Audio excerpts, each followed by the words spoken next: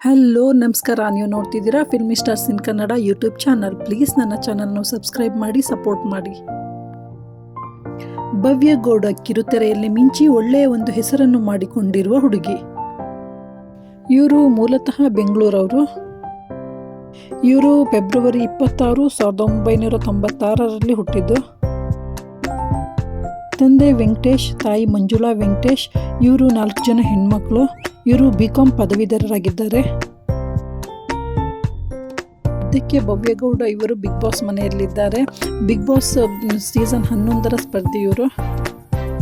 ತ್ರಿವಿಕ್ರಮ್ ಹಾಗೂ ಭವ್ಯ ಗೌಡ ಅವ್ರದ್ದು ಒಂದು ಒಳ್ಳೆ ಗೆಳತನ ಮನೆಯೊಳಗಡೆ ನಡೀತಾ ಇದೆ. ಇನ್ನು ಭವ್ಯ ಗೌಡ ಅವರ ಜೀವನದ ಬಗ್ಗೆ ನೋಡೋದಾದ್ರೆ, ಭವ್ಯ ಗೌಡ ಅವರ ತಂದೆ ವೆಂಕಟೇಶ್ ಹಾಗೂ ಮಂಜುಳಾ ಅವರಿಗೆ 4 ಜನ ಹೆಣ್ಮಕ್ಳು. 4 ಜನ ಹೆಣ್ಮಕ್ಳೇ ಹುಟ್ಟಿದ್ದಕ್ಕೆ ಸಂಬಂಧಿಕರೆಲ್ಲರೂ ತುಂಬ ಹೀಯಾಳಿಸಿದ್ರಂತೆ. 4 ಜನ ಹೆಣ್ಮಕ್ಳನ್ನೇ ಹೆತ್ತಿದ್ದೀರಾ, ಅವರು ನಿಮ್ಮನ್ನು ಬೀದಿಗೆ ತಂದು ಬಿಡುತ್ತಾರೆ ನೋಡಿ ಅಂತ ಹೇಳಿ ಸಂಬಂಧಿಕರೆಲ್ಲ ಇವರನ್ನ ತುಂಬ ಹೀಯಾಳಿಸಿ ನಗ್ತಿದ್ರಂತೆ. ಇದನ್ನೇ ಆ 4 ಜನ ಹೆಣ್ಮಕ್ಳು ತುಂಬ ಚಾಲೆಂಜಿಂಗಾಗಿ ತಗೊಂಡಿದ್ರಂತೆ. ಇವರ ಜೀವನವನ್ನು ಚಾಲೆಂಜಿಂಗಾಗಿ ತಗೊಳ್ಳಿಕ್ಕೆ ಕಾರಣನೇ ಇದೆ ಅಂತೆ. 4 ಜನ ಹೆಣ್ಣು ಮಕ್ಕಳಲ್ಲಿ ಭವ್ಯ ಗೌಡ ಅವರು 3ನೇವರು.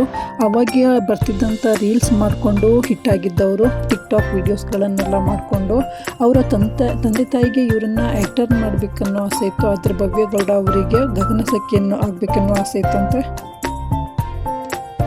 ಹೀಗೆ ರೀಲ್ಸ್ ಮಾಡಿಕೊಂಡು ಟಿಕ್ಟಾಕ್ ಮಾಡ್ಕೊಂಡಿದ್ದಂಥ ಭವ್ಯ ಗೌಡ ಅವರು ಒಂದು ಕಿರುತೆರೆಗೆ ಆಡಿಷನ್ ಕೊಡ್ತಾರೆ. ಅದರಲ್ಲಿ ಅವರು ಸೆಲೆಕ್ಟ್ ಆಗಿ ಗೀತಾ ಧಾರಾವಾಹಿ ಮೂಲಕ ಅವರು ಪರಿಚಯವಾಗ್ತಾರೆ. ಗೀತಾ ಧಾರಾವಾಹಿ ಅವರಿಗೆ ಸಾಕಷ್ಟು ಹೆಸರನ್ನು ತಂದು ಕೊಟ್ಟಿರುತ್ತೆ. ಭವ್ಯ ಗೌಡ ಅವರಿಗೆ ಗಗನಸಖಿ ಆಗಬೇಕೆನ್ನೋ ತುಂಬ ಆಸೆ ಇರುತ್ತಂತೆ. ಆದರೆ ಅವರ ಅಪ್ಪ ಅಮ್ಮನ ಆಸೆ ಈಡೇರಿಸಬೇಕೆನ್ನೋ ಕಾರಣಕ್ಕೋಸ್ಕರ ಅವರು ಧಾರಾವಾಹಿ ಫೀಲ್ಡ್ಗೆ ಎಂಟ್ರಿ ಕೊಡ್ತಾರೆ. ಅಕ್ಕ ದಿವ್ಯ ಗೌಡ ಮೇಕಪ್ ಆರ್ಟಿಸ್ಟ್ ಅವರು. ತಂಗಿ ವರ್ಷಿಣಿ ಗೌಡ ಅವರು ಓದ್ತಿದ್ದಾರೆ. ಅಕ್ಕ ದಿವ್ಯ ಗೌಡ ಕೂಡ ಸೋಷಿಯಲ್ ಮೀಡಿಯಾದಲ್ಲಿ ಆ್ಯಕ್ಟಿವ್ ಆಗಿದ್ದಾರೆ. ಆದರೆ ತಂಗಿ ವರ್ಷಿಣಿ ಗೌಡ ಅವರು ಇನ್ನೂ ಆ್ಯಕ್ಟಿವ್ ಆಗಿಲ್ಲ. ಇನ್ನು ಕಿರುತೆರೆಯಲ್ಲಿ ತಮ್ಮದೇ ಛಾಪನ್ನು ಮೂಡಿಸಿದ್ದ ಭವ್ಯ ಗೌಡ ಇವರು ಡಿಯರ್ ಕಣ್ಮಣಿ ಚಿತ್ರದಲ್ಲಿ ನಾಯಕಿಯಾಗಿ ನಟಿಸಿ ಸ್ಯಾಂಡಲ್ವುಡ್ಗೆ ಎಂಟ್ರಿ ಕೊಟ್ಟಿರುತ್ತಾರೆ.